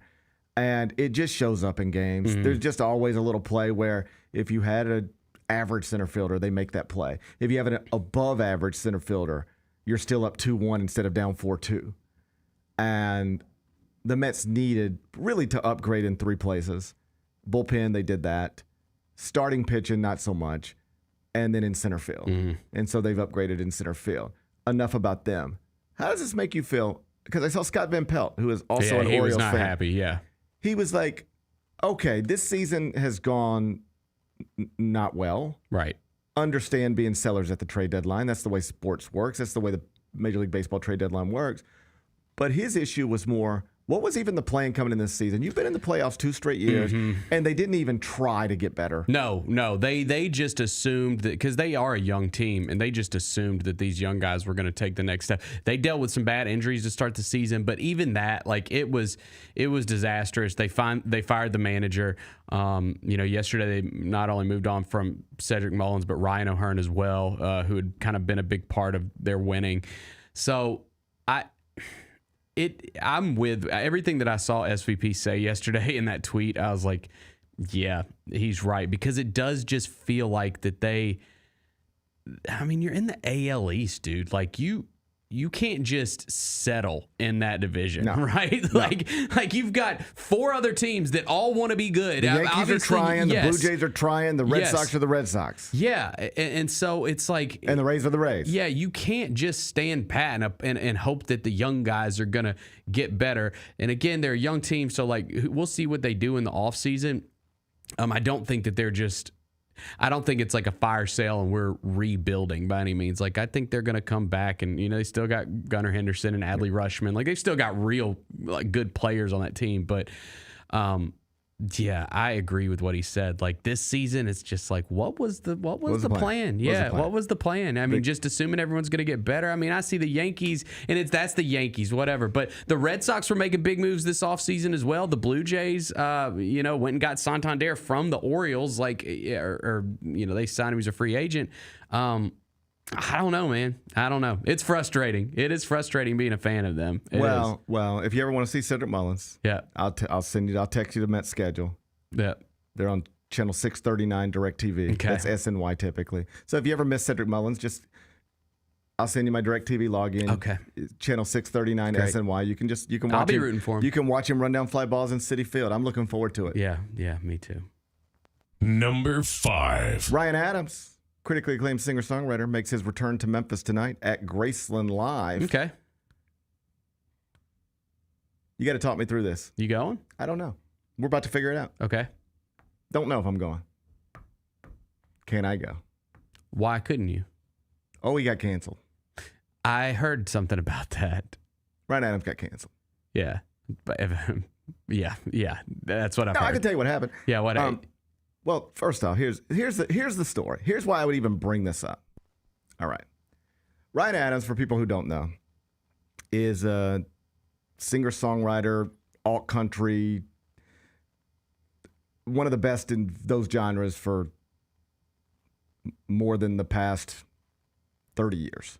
All right. He was initially in a band called Whiskey Town that became one of the more famous alt-country bands, but he... I think if he were a basketball player, they'd say he wasn't a very good teammate. Didn't work so well with others. So that thing went awry. And then he became a solo artist. And his first solo album was called Heartbreaker. And it was released in like September 2000. And it was immediately like his breakthrough everything. And like all sorts of lists. Top 25 album of the decade. One of the greatest singer-songwriter albums of the century. It got a real boost at one point because Elton John, I believe, was on Larry King, but in some interview setting. And the conversation was just, so who inspires you now? What are you listening to these days? Is there anybody that, when you were young, people said you're the next big thing, and then you were. Is there anybody like that you listen to? It's something along the lines like that. And Elton John, in a pretty... readily shared interview, said there's this kid from, I think, North Carolina named Ryan Adams who released an album called Heartbreaker, and it just, it's the best songwriting and it has inspired me to revisit songwriting. And from that, then people were like, who? And then Elton John and Ryan Adams ended up performing together some of these songs, and that really helped propel his career, at least push it more mainstream. Anyway, I love this album. If you would have asked me 10 years ago, GP, I know music interest constantly changing and there's always new stuff around, but give me the top 5 albums, your favorite, not necessarily but your favorite albums of all time, the ones that mean the most to you. Heartbreaker would have been on that list somewhere. My Beautiful Dark Twisted Fantasy would have been on that list somewhere. So clearly I'm not a very good judge of character. But like I'd have probably thrown Abbey Road on there because that's my favorite Beatles album. I know that's not most people's favorite Beatles album, but it's the one I don't know. Sometimes music is where you were, when you were listening, what you were going through, and you just attach to these things. And that's the Beatles album I attach to more than any other. Heartbreaker is an album I attach to. My Beautiful Dark Twisted Fantasy is, I don't listen to it much anymore, but like still, I hold it up as an all-time great album. So this is historically one of my favorite albums of all time and one of my favorite songwriters of all time. My wife and I, when we first started dating, this album had just come out, and we listened to this album. It was like the soundtrack of that first year of us dating. It was just always around, and we were sort of in that scene a little bit. Like my music interests have shifted over the years. Like present day, like 2025, I listen to almost nothing but hip hop. Yeah, I don't really listen to this kind of music anymore, but. Go back to 2000, and I was listening to a lot of alt country, singer-songwriter stuff. Wilco, Whiskey Town, Ryan Adams, all of this type of stuff. And so this was the biggest album in our lives, undeniably, for a year. We went to Nashville, saw Ryan Adams at the Ryman. I've seen him several times. This is just an album of beautiful songs. I actually put it on last night. Hadn't heard it in years. I haven't put it on in years. And the songs are it's a great album. Great songs. So, under different circumstances, Ryan Adams playing in Memphis, we'd be there. It's not even a question. I've seen him in Memphis maybe 2 or 3 times, at least 2 I can think of. Seen him in Nashville. I've seen him put on amazing performances and then not so great ones when he was battling a drug problem. But back in 2000, there was a story written about him. New York Times, well reported. I'm not disputing the story at all. Well reported. They more or less got 7 women, including his ex-wife and ex-fiance, on the record to just sort of describe a pattern of behavior that wasn't necessarily criminal. You know, we're not talking Diddy, R. Kelly stuff here, but it certainly comes across as manipulative, and I'll just tell you what he was accused of. He would create relationships with typically young women in the music industry. And you got to understand, like at the time, this is a guy who everybody is calling like your favorite songwriter's favorite songwriter. Like he's the best. He might not have a million #1 hits. You might not be able to name 7 songs, but you've heard some of them in movies and stuff. And either way, you start asking famous songwriters who is their favorite songwriter, and they'll point to this guy a lot. And so if you're a young songwriter, a young woman, Ryan Adams reaches out to you and is like, hey, I've heard your stuff. Would love to work with you and, you know, help you in any way I could. And I'm just a big fan. Like that's a huge deal. That's a big break for you, right? Mm-hmm. And so then those relationships would get created, and he would eventually try to turn it into a more personal relationship. And when those feelings were rejected or any relationship was broken off, it just sort of cut off. It was basically like, I can help you with your career, but hey, you want to have a drink and watch this movie? And then if it didn't go where he wanted it to go, he might just cut you off and be done with you. So the allegation was he's making promises to young, vulnerable women, and when it doesn't go the way he wants it to go, then he'll cut them off and never deliver on all the promises that he made. Just like creepy behavior. Like that's not good. Nobody can. There's another caveat, another aspect to the story where he was accused of having a direct message Twitter relationship with a person, and it was subsequently learned that the person was underage, a teenager. Now, he said in his defense, I had no idea this person was underage. They don't take birth certificates on Twitter. And even the New York Times reported in this discourse back and forth between them, the woman, the person I hesitate to call her a woman because she was a teenager, but misrepresented her age. Wasn't honest about how not old or young she was. So he just says, like, yes, I had these conversations with this person, but I did not know this was somebody underage. And beyond that, nobody, Ryan Adams or they never met. They never saw each other. It was strictly direct messaging back and forth. So those are the allegations. All right? Like at the very least, you can say there's some creepy behavior in there. All right? That's where we're at. He's playing tonight. It's one of my favorite albums. It's like maybe my wife's favorite album. It's the 25th anniversary of Heartbreaker, and that's what this is about. He's basically playing Heartbreaker tonight, 20 minutes from my house. One of my favorite songwriters of all time is playing one of my favorite albums of all time about 20 minutes from my house. But I'm conflicted. I don't know what to do. What would you do? I would go. You would go. I would absolutely go. Yes. Dude, for me, like, if I like music, you know, an actor, movies, whatever, like, you know, I think I can separate it a little bit. I like the music. Like, I don't know the person, right. You know. This is sort of where I'm at on it, I think. Like, I went and saw Pantera here at the Forum a couple years ago, and you know, the lead singer Phil and like that was a band that I loved growing up, and you know, I would know it was a different version. Like two of the main members have passed, but you know, Phil Anselmo has done some problematic things before, but that didn't stop me from wanting to go see one of my favorite, you know, bands in concert. I can separate the two. Here's the truth. Yeah. I've known this concert was happening for a while. I was not going. I had no interest in going. But my wife brought it up. She's like, hey, are we going to see Ryan Adams on Friday? And I was like, I don't. And then I finally was like, do you know the whole story? Because my wife, she doesn't live online the way a lot of us do.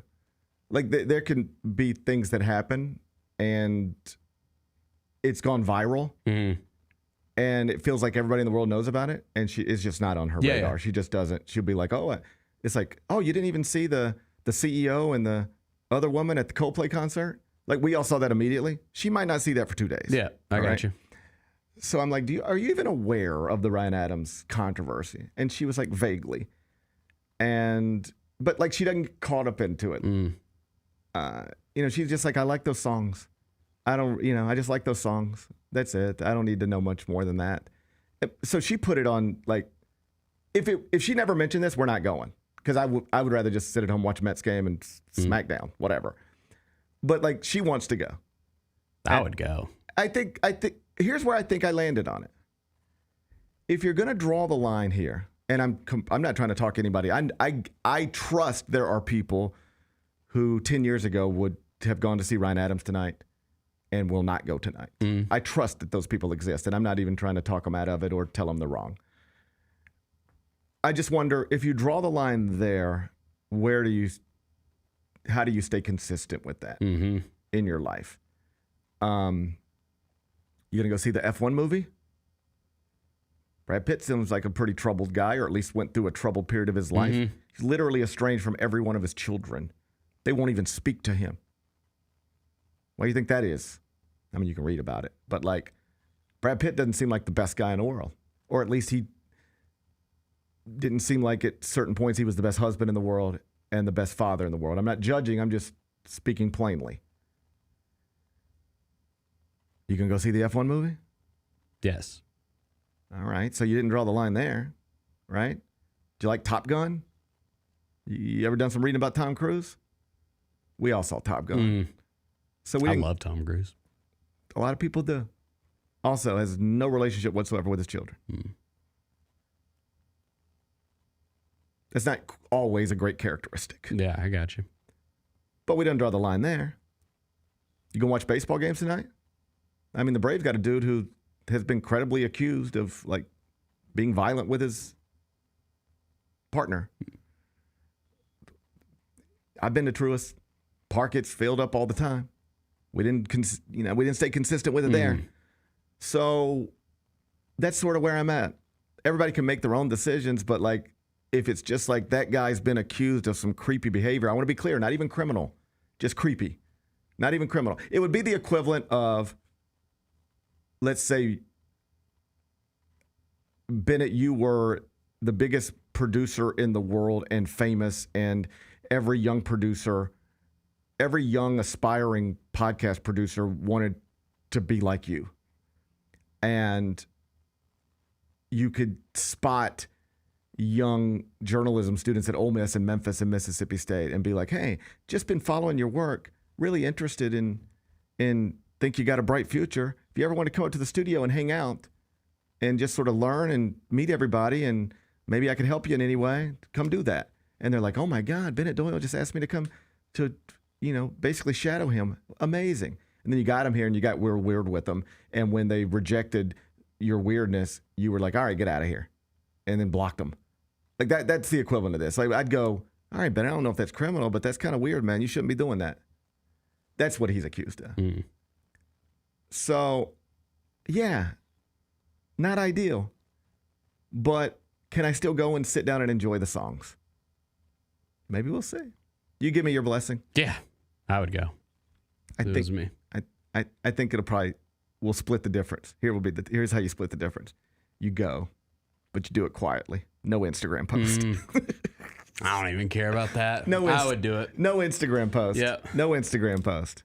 But we'll make a decision.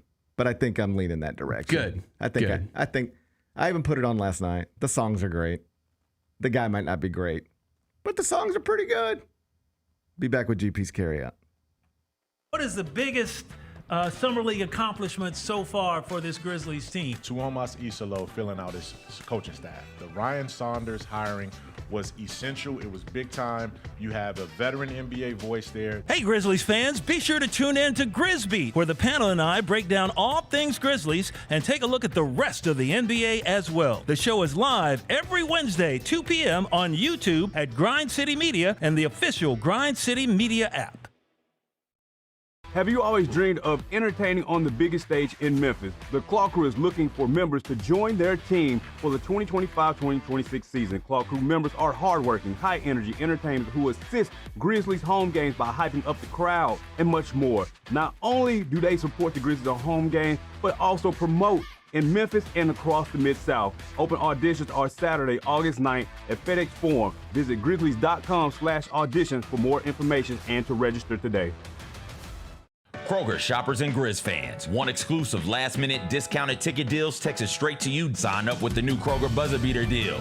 Fans can sign up by texting Grizz to 636-479 or visit your local Kroger store in the Delta Division and scan the QR code. By signing up, you agree to receive recurring automated promotional and personalized marketing text messages from the Memphis Grizzlies. Consent is not a condition of any purchase. Message frequency varies. Message and data rates may apply. The NBA announced their Dunk of the Year yesterday. It was voted on by the fans, and it went to Ja Morant for his double clutch through Porzingis and Derek White. The call of it was excellent. That game we hung on to for a long time last season, but it was a spectacular dunk. Tune in to the Jessica Benson Show with CJ Hurt live every weekday at 8 a.m. on YouTube at Grind City Media and the official Grind City Media app. Sonic Radio. Welcome back to Sonic RNDIO. That spells radio with me, the CIO. This just in, the new Sonic $1.99 menu lets you build a crave-worthy meal for just $1.99 an item, whether that's a creamy shake, crispy tots, or a quarter-pound double cheeseburger. This just out. Ostriches. They're mean, not very cute, and in my opinion, way too big for a bird. Don't miss the Sonic Fun 99 menu. 5 items, always $1.99. Live free, eat Sonic. Tax not included. See menu for details.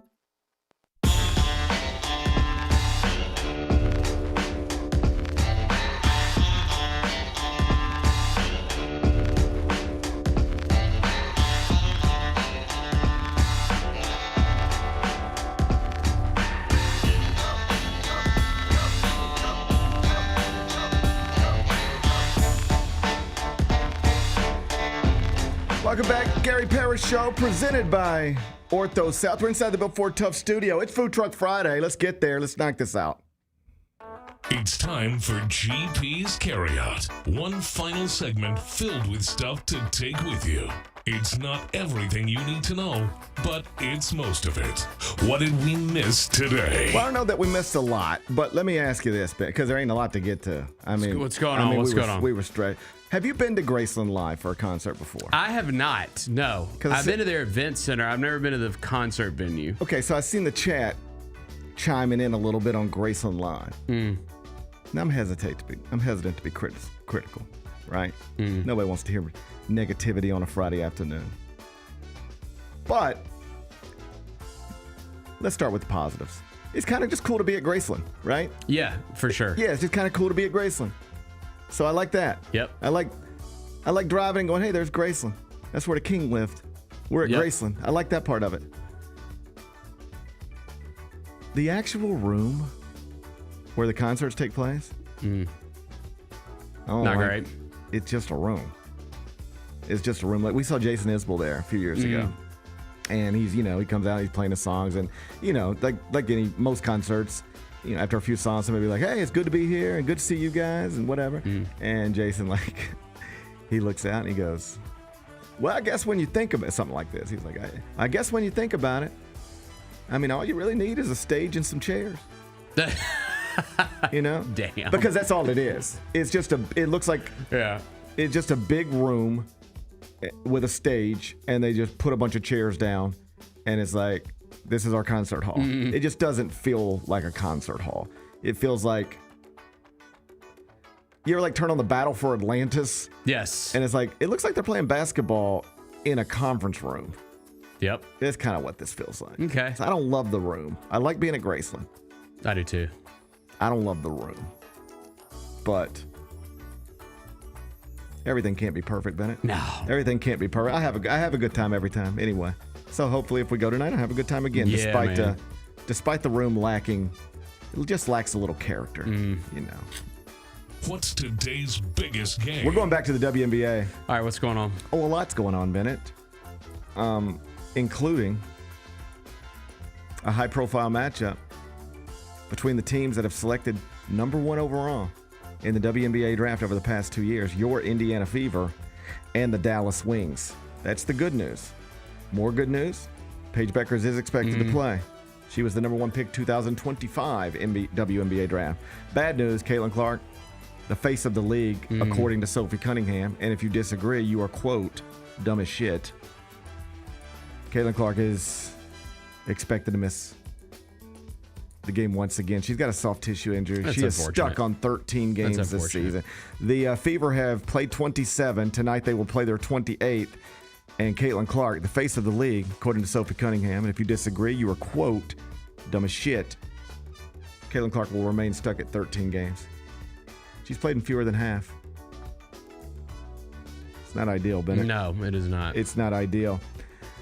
So we got the Fever and the Wings. We're doing it down in Dallas tonight. Indiana Steel without CC. 3.5-point favorite. Totals 174.5. How you going to act? Well, the stupid Mystics let me down last night. You wanted to take them at home. You wanted to take them at home. The hell was that? They lost. Lost outright. You can't lose to the Valkyries, man. That's a freaking first-year team. It's an expansion team. What are you out there losing home games to an expansion team? It's embarrassing. It is embarrassing. That's embarrassing. It's wildly embarrassing. I'm gonna go Wings at home. Yeah. You expecting a big night from Paige Beckers? I am. Bennett's expecting Maybe she's the next face of the league. You ever thought of that? Well, it's interesting to see how you pick your faces. She's pretty good. Why all your faces of the league look exactly alike? Damn. Paige is pretty good though. It's always She's somebody having a nice year. It's always somebody with Paige Becker's face. You want to try to make the face of the league. I wonder why that is. I don't know, man. I don't really have a conviction about it. I just feel like that the Friday night home game. Let's go Wings. And your new face of the league, Paige Beckers. You're damn right. Light them up, Paige. Light them up, Paige. Bennett says, what are we watching on TV? Yeah. Are we watching SmackDown tonight?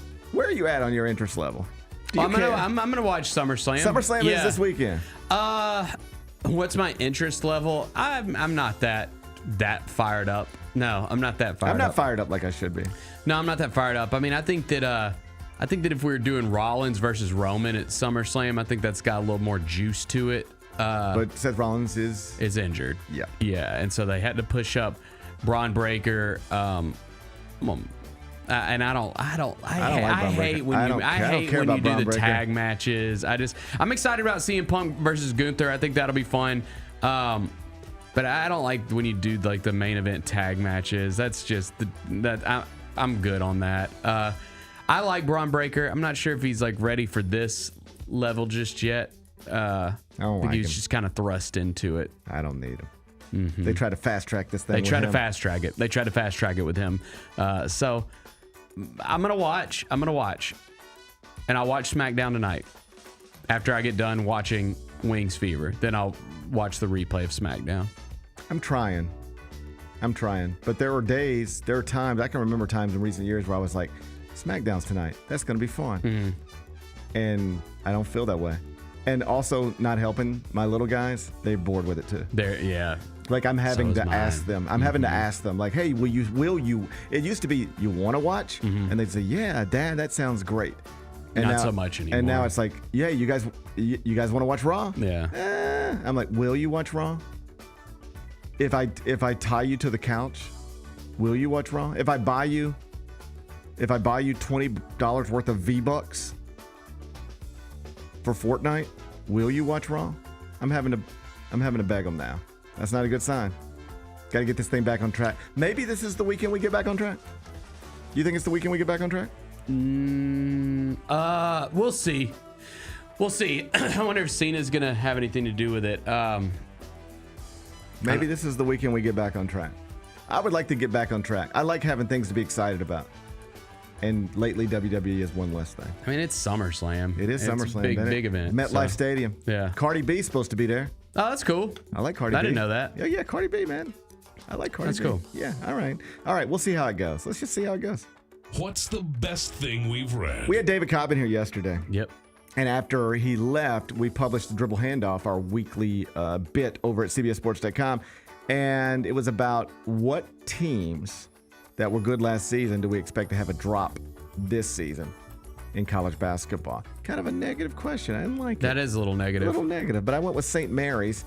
They won the WCC outright each of the past 2 years over Gonzaga. Incredible.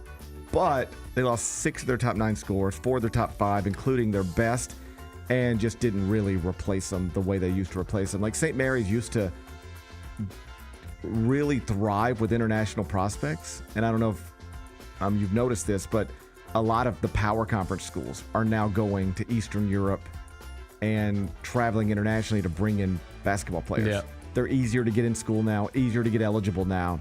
So like Illinois' not entire recruiting class, but largely is Eastern Europeans. So once the Power 4 programs start going into the places you used to flourish, it makes it harder for you to replenish your roster when you lose people to either graduation, transfer portal, whatever. And St. Mary's seems to be going through that. Hesitant to doubt Randy Bennett because he's great, but they really did lose a lot and didn't add a lot. So St. Mary's was my submission for teams that could take a pretty significant step backwards this upcoming college basketball season. If you haven't read that yet, you can find it at cbssports.com. What's going on this weekend? Okay, well, we got SummerSlam going on this weekend. That's, at least in our world, probably going to be the most significant sports thing that happens outside of, Mets games, of course. NFL preseason doesn't continue this weekend, even though we got a game last night. I hate that. Come on. We need a full slate this weekend. You think once you get a taste on a Thursday night, you need to taste a little bit more on a Friday, Saturday? Yes, bro. I understand where you're coming from. I don't like this. It's because we lost a week of the preseason. I didn't want to take you back to the WNBA tonight. I was like, hey, they played football last night. Maybe they're playing football again tonight. Nope. But preseason does start back next week. And then before you know it, Patrick Mahomes will be throwing footballs to Travis Kelce. Yeah. And all will be right in the world once again. I can't wait. Man, I can't wait either. Oh, also, the temperature is supposed to be nice this weekend. Very good. And then we get a big golf tournament next week. It's a good time. Oh, yeah, man. It's a good time. It's a good time. I'm fired up. I'm fired up. Enjoy the rest of your day. Then enjoy your weekend. I'm going to enjoy mine. We'll meet back here Monday at 10. Till then, be careful, be kind, be good. Rep your hood.